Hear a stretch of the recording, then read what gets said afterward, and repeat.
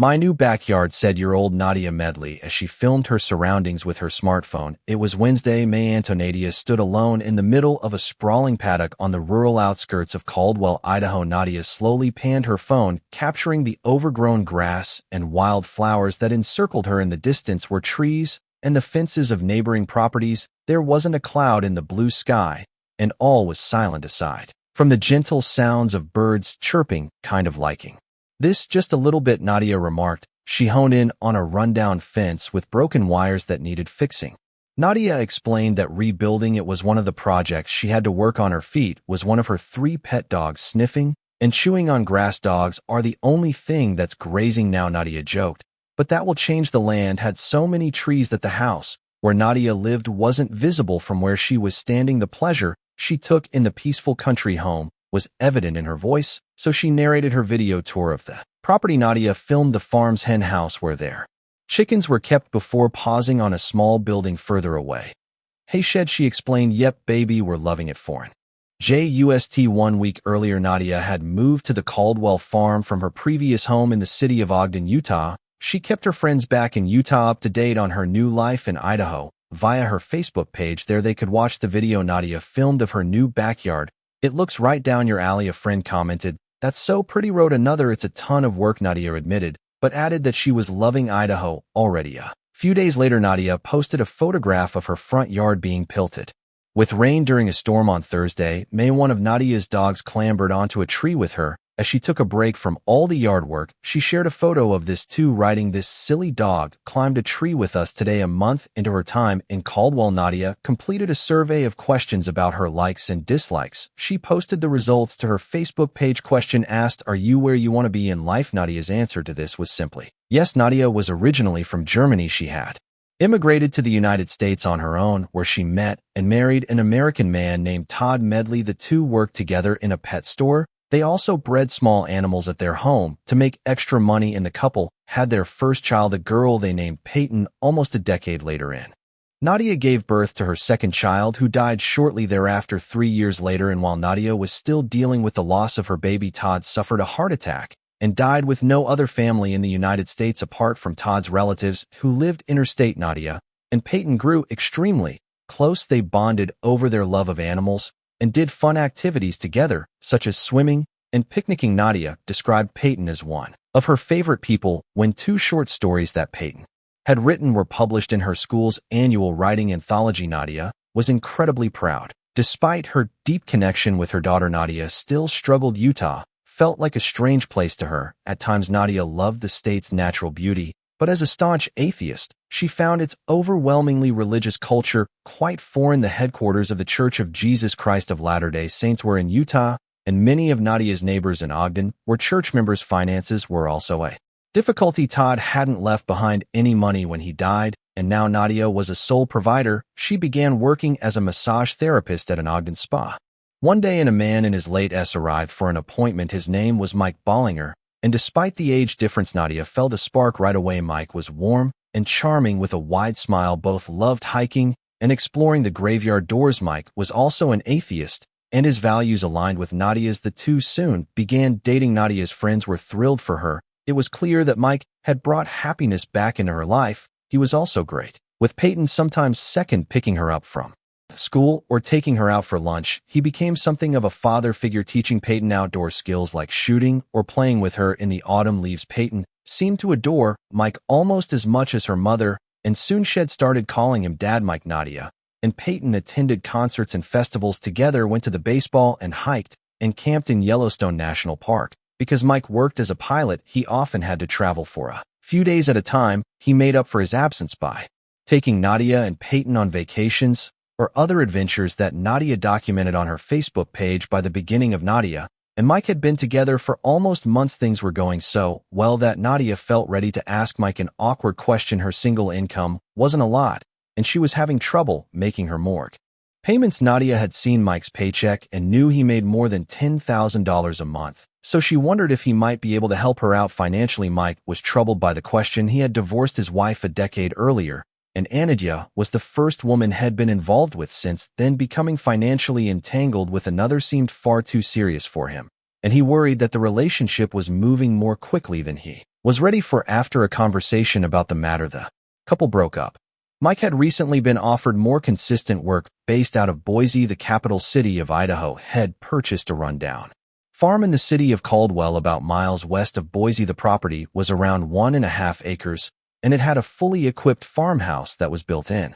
From the outside, it looked like a modest weatherboard home, but it had 4 bedrooms and 2 bathrooms as well as a spacious kitchen. As he was nearing retirement age, Mike thought the property would be a scenic spot to live out his golden years. The farm needed lots of work, but it was a project Mike was keen to take on, yet not having Nadia in his life made Mike realize what he'd be giving up if their relationship didn't progress further. Despite no longer being a couple, they had stayed in touch and still spoke regularly. Both of them missed one another and found being apart very difficult. Second, within a few weeks, they decided to get back together, proving how serious he was about their relationship. Mike asked to Nadia and Payton to live in Caldwell with him. Nadia accepted his offer. She looked forward to settling in the countryside and starting a new phase of their lives as a family. The setting also suited the animal-loving Payton, who would have plenty of room for all her pets, which included dogs, cats, rabbits, chickens, birds, fish, and 1 snake. Nadia planned to raise livestock and to keep horses on the land.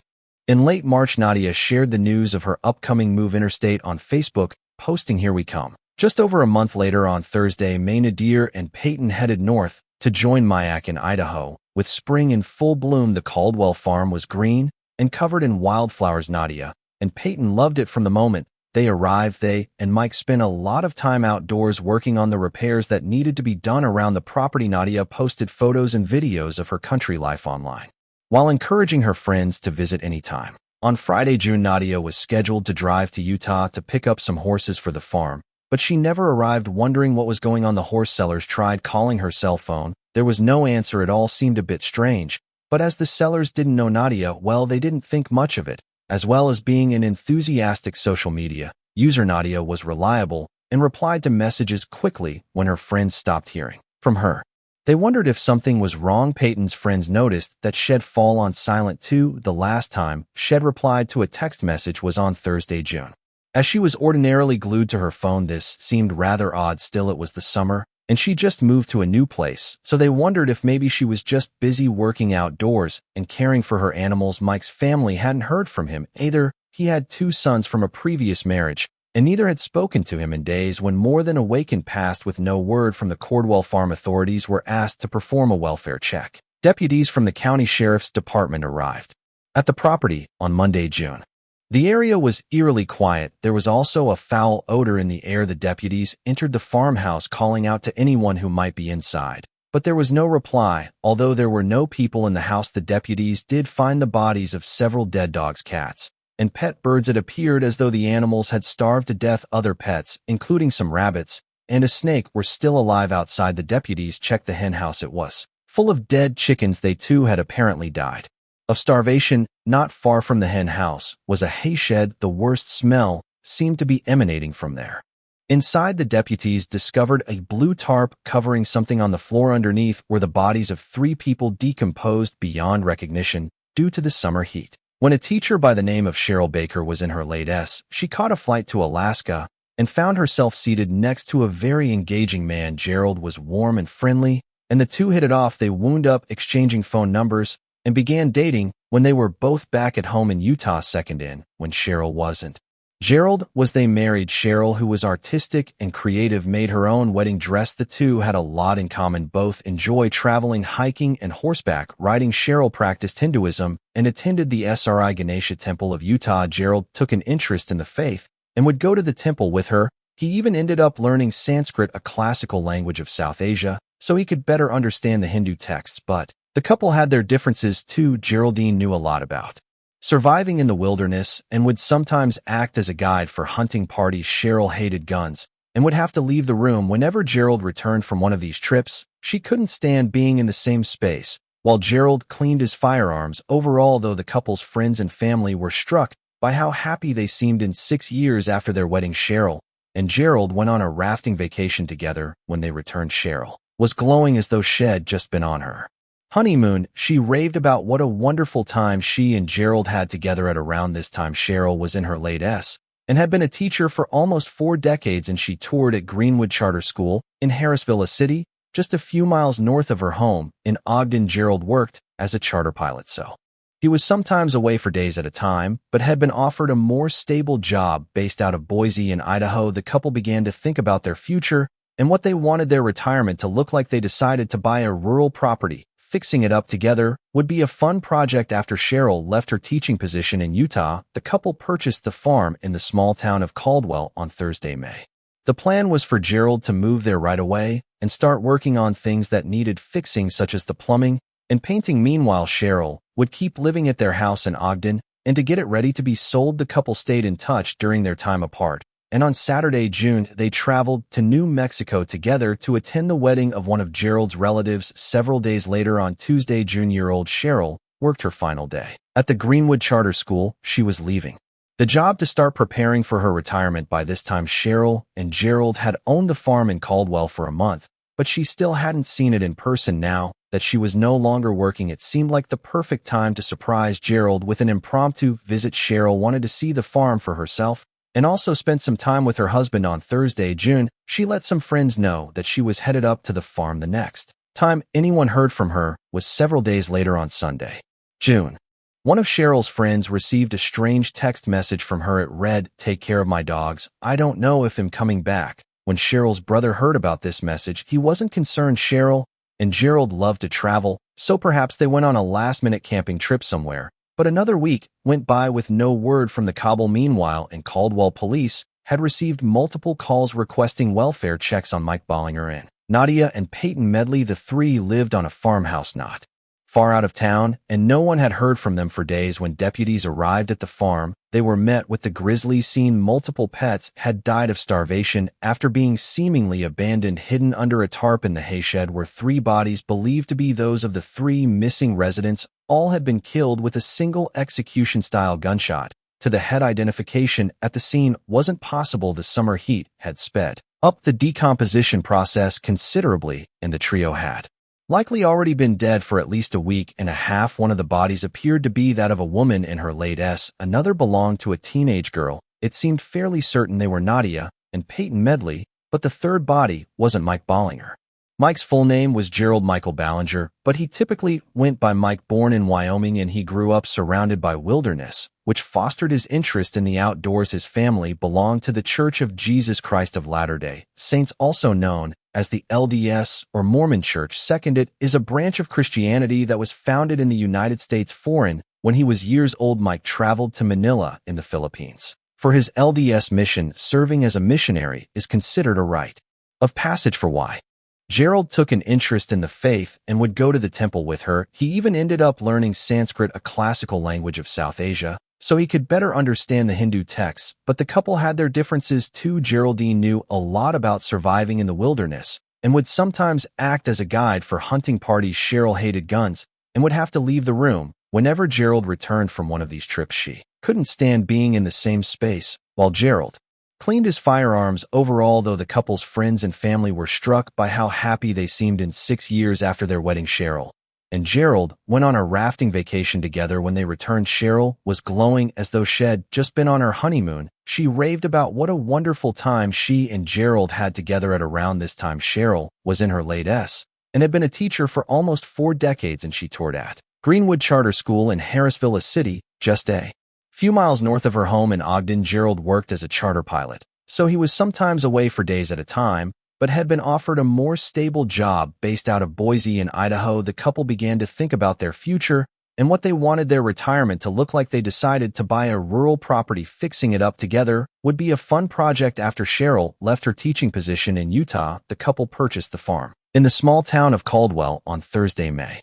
The plan was for Gerald to move there right away and start working on things that needed fixing, such as the plumbing and painting. Meanwhile, Cheryl would keep living at their house in Ogden, and to get it ready to be sold, the couple stayed in touch during their time apart. And on Saturday, June, they traveled to New Mexico together to attend the wedding of one of Gerald's relatives. Several days later, on Tuesday, June-year-old Cheryl worked her final day at the Greenwood Charter School. She was leaving the job to start preparing for her retirement. By this time, Cheryl and Gerald had owned the farm in Caldwell for a month, but she still hadn't seen it in person. Now that she was no longer working, it seemed like the perfect time to surprise Gerald with an impromptu visit. Cheryl wanted to see the farm for herself and also spent some time with her husband. On Thursday, June, she let some friends know that she was headed up to the farm. The next time anyone heard from her was several days later on Sunday, June. One of Cheryl's friends received a strange text message from her. It read, "Take care of my dogs. I don't know if I'm coming back." When Cheryl's brother heard about this message, he wasn't concerned. Cheryl and Gerald loved to travel, so perhaps they went on a last-minute camping trip somewhere. But another week went by with no word from the couple. Meanwhile, in Caldwell, police had received multiple calls requesting welfare checks on Mike Bollinger and Nadia and Payton Medley. The three lived on a farmhouse not far out of town, and no one had heard from them for days. When deputies arrived at the farm, they were met with the grisly scene. Multiple pets had died of starvation after being seemingly abandoned. Hidden under a tarp in the hayshed were three bodies believed to be those of the three missing residents. All had been killed with a single execution-style gunshot to the head. Identification at the scene wasn't possible. The summer heat had sped up the decomposition process considerably, and the trio had likely already been dead for at least a week and a half. One of the bodies appeared to be that of a woman in her late s. Another belonged to a teenage girl. It seemed fairly certain they were Nadia and Payton Medley, but the third body wasn't Mike Bollinger. Mike's full name was Gerald Michael Bollinger, but he typically went by Mike. Born in Wyoming, and he grew up surrounded by wilderness, which fostered his interest in the outdoors. His family belonged to the Church of Jesus Christ of Latter-day Saints, also known as the LDS or Mormon Church. Second, it is a branch of Christianity that was founded in the United States. Foreign. When he was years old, Mike traveled to Manila in the Philippines for his LDS mission. Serving as a missionary is considered a rite of passage for young LDS members and is a way for the church to recruit new members all over the world. When Mike returned to the United States, he began studying at an LDS college in Idaho, where he met another young church member named Jacqueline Garcia, who went by Jackie. The pair married at the LDS temple in Salt Lake City, Utah. Almost immediately, Jackie knew she'd made a terrible mistake. The newlyweds argued a lot, and during one fight, Jackie was sprawled across the floor while Mike loomed over her. Second, Jackie saw how angry he looked and asked, "You wanted to hit me, didn't you?" Mike simply replied, "Yes." Eventually, he began acting on this desire and beat Jackie often. At times, she feared Mike was going to kill her. He also regularly cheated on her and lied constantly. Jackie tried everything she could think of to fix things. She contacted Mike's parents to tell them what was going on. She called a domestic violence hotline. She sought couples counseling through the church and sent Mike to therapy aimed at abusive man, but Mike refused to change his behavior. Eventually, Jackie went to her church bishop and asked for help getting a divorce.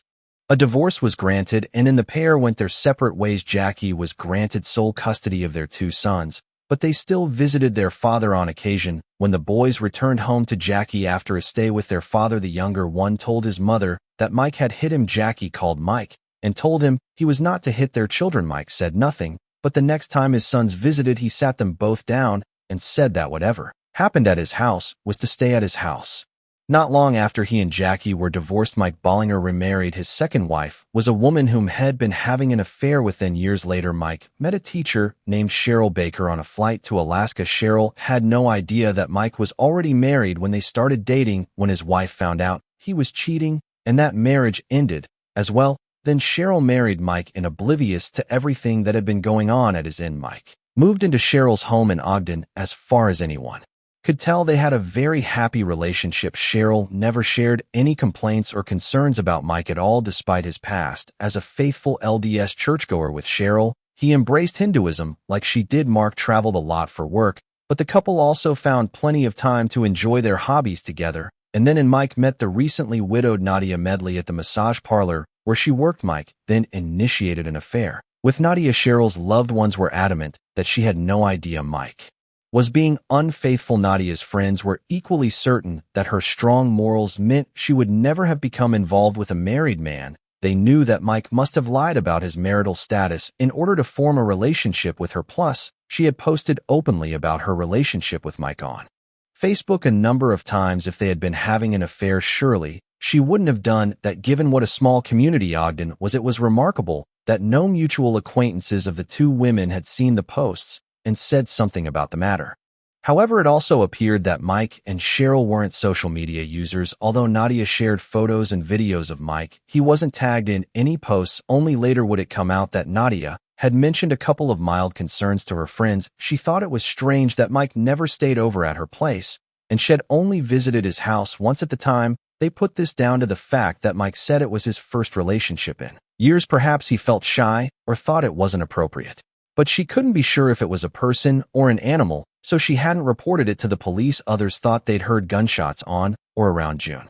They hadn't thought anything of it at the time, as it wasn't unusual to hear shooting in the rural area. DNA confirmed that the 3 bodies found in the farm's hayshed were those of Cheryl Baker and Nadia and Payton Medley. The last time anyone had heard from Nadia or Payton was on Thursday, June, the same day that Cheryl drove to the farm. Detectives suspected that Cheryl had arrived at a time when Mike wasn't around, finding Nadia there. Instead, Cheryl began to talk to the other woman, and the two of them figured out that they had both been manipulated and lied to by the same man. Then Mike returned home and became enraged upon realizing his deceit had been found out. Maybe Cheryl had threatened to divorce him, leaving him with no assets, as both property deeds were in her name. He then shot dead all 3 women, including the teenager, who viewed him as a father, to avoid the consequences of his actions. But then there was the strange text message Cheryl had sent to a friend on June, asking for them to look after her dogs because she might not return. Investigators believed Mike might have sent this message from Cheryl's phone. The fact that he was nowhere to be found indicated he had gone on the run, and he had a day head start on investigators. Mike Bollinger's photograph was shared widely throughout Idaho and Utah in the hope he might be recognized. He was years old, pounds, and 6'1", with gray hair and brown eyes. Soon tips were flooding in from people who had seen him on Saturday, June. Mike had breakfast in Nampa City, just miles southeast of Caldwell. Then he drove his pickup truck all the way back to Ogden, Utah. He went to a local dealership where a Ford Focus that he and Cheryl had owned was being serviced. Mike picked up the car and began to drive it instead of his truck on either June. A surveillance camera in Swan Valley, Idaho, captured Mike entering the city. He had driven back to the state he had fled the day after that. Another surveillance camera caught the moment that Mike paid an entrance fee to the Bridger-Teton National Forest, located east of Idaho. In Wyoming, the Bridge at Teton National Forest is a million-acre forest that sprawls across western Wyoming. It sits adjacent to the Grand Teton and Yellowstone National Parks and is a haven for outdoor enthusiasts who love camping and hiking. On Wednesday, July, approximately 1 month after the triple homicide, Mike Bollinger's Ford Focus was discovered parked at the forest's Pacific Creek campground. It was a remote campsite, and it seemed the car had been left there for some time. Investigators were aware that Mike was a competent outdoorsman who would have no issues with trekking into the nearby wilderness. His experience as a pilot might have meant he was also familiar with the forest from the air. Law enforcement used police dogs, infrared technology, and helicopters to scour the area.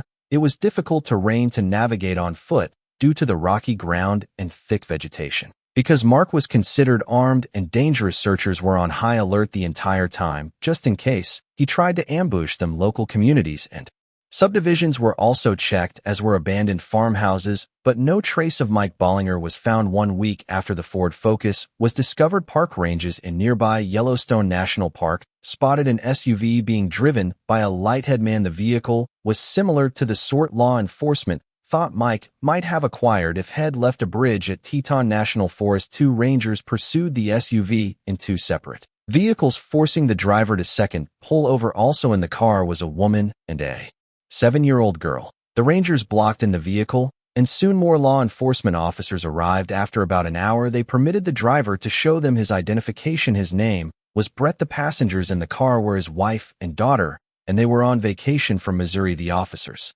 explained that they were looking for a wanted killer and showed Brett a photograph of Mike Bollinger. Brett couldn't see any resemblance except that they both had light gray hair. The family were permitted to leave. News later broke that they were planning to sue the officers, alleging that they had held them at gunpoint for an hour with no explanation. Other sightings of the wanted fugitive continued to trickle, and someone thought they'd seen Micah driving in Salt Lake City after Mike's Ford was found. A river guide in Idaho spotted some men by Henry's Fork, a tributary of the Snake River. The guide thought the men were behaving suspiciously. One of them looked like Mike. None of these sightings could be confirmed. Investigators considered the possibility that Mike had taken his own life somewhere deep in the forest. However, they wondered why he would travel so far from home in the days after the murders. If had planned on killing himself, why not do so at the farm back in Caldwell? Perhaps he had hitched a ride with another car out of the forest. Hunter left his Ford Focus abandoned there to shake the police off his tail. In an interview with newspaper The Idaho Statesman, Mike's first wife, Jackie Garcia,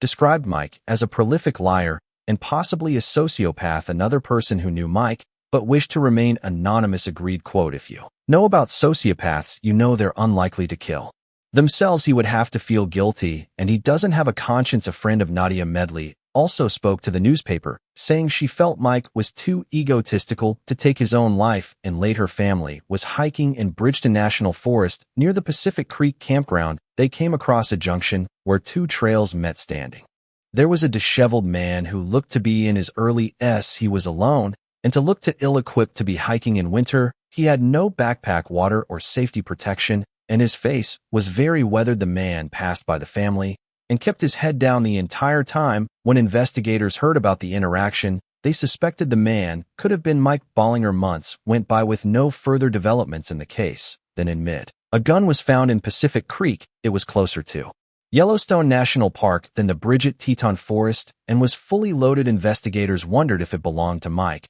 but it was in good condition and didn't look as though it had been exposed to the elements. More than a year after the murders in August, authorities regrouped and carried out another search of the Bridget Teton Forest. Roughly, investigators from multiple agencies split into 4 groups to cover a 4-mile radius of wilderness north of the Pacific Creek campground. They started at the junction where a family had spotted a suspicious-looking man at the end of.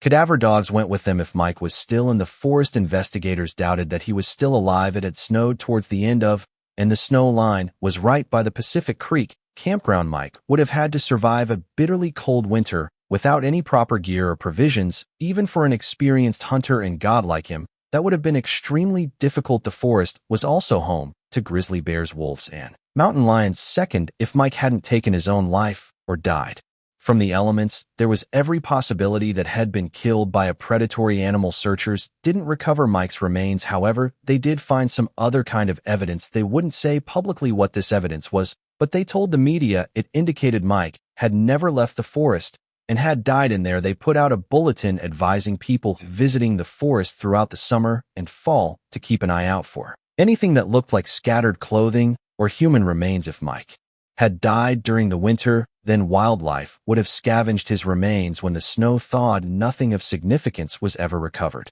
Enough evidence was found in Mike's abandoned Ford Focus and at both of his properties to confirm he was responsible for killing Cheryl. Nadia and Payton detectives have not publicly disclosed what that evidence is. Mike Bollinger has formally been charged with 3 counts of first-degree murder, yet, as of late, law enforcement remains confident that he is no longer alive. Mike Bollinger was described as a chameleon who could mold himself to be whatever a particular woman wanted. With his first wife, Jackie, he was an LDS churchgoer like she was when he met Cheryl. He began attending a Hindu temple with her and even learned Sanskrit. Then with Nadia, who was an avowed atheist, he said he didn't believe in God either. Those who met Mark described him as warm and charming. He had a charismatic personality and was romantically involved with many women. Some wondered if he had found another woman to con and was living in hiding with her somewhere. Others speculated that maybe Mike had used his pilot's license to fly out of the country and start a new life overseas, though no evidence has been found to support this. Cheryl Baker is remembered as a kind, gentle, and creative woman, as well as an excellent teacher. For over years, she worked at the Utah School for the Deaf and Blind, teaching children with hearing impairments. Sometimes she bought school supplies and clothing for students who couldn't afford them, and she also searched for funding grants for the school, and her hard work was recognized when she was awarded Teacher of the Year by the University of Utah College of Education. Her final job at Greenwood Charter Second School saw her teaching art classes. This was a perfect fit for Cheryl, who was a talented artist herself. At the Utah School for the Deaf and Blind, a memorial bench has been installed in Cheryl's honor. 2 months after the murders, Nadia Medley's brother-in-law Mark Medley visited the farmhouse where she and Payton were killed. He had to sort through their personal belongings and found the ordeal very upsetting. Mark has described in audio as independent and stoic, with the deeply nurturing side. This side was most evident when she was caring for her many pets and in how she was raising her daughter Payton. When Nadia and Payton were killed, Mark Medley had been in the process of rebuilding his relationship with them. He lived interstate, but had recently been getting to know his niece better via phone calls and emails. In one interview, he stated, "It felt like Payton and I were just starting to get to know each other. And then this happens. It's a hard pill to swallow." Payton had her own YouTube channel where she posted videos about her life. In one, she painted her mother's face blue and purple with glitter to resemble the galaxy. In her final video, which was posted around New Year's Eve, she talked about how she wanted to do things that would make her happy and encouraged viewers to do the same. Do something that will impact your life for the better. Don't just wait for the right moment. Because guess what? There will never be a bright moment. We don't have enough time in this world to just keeping waiting for the right moment. Because eventually, just give up. What we wanted to do won't seem important. Lost the interest. And just live our lives not knowing that we did that. Just live our lives in the what ifs. And that's not okay. You need to put yourself out there. Because we have one short in life, and no matter what you believe happens afterwards, we have one life, and you need to live it the way you want to.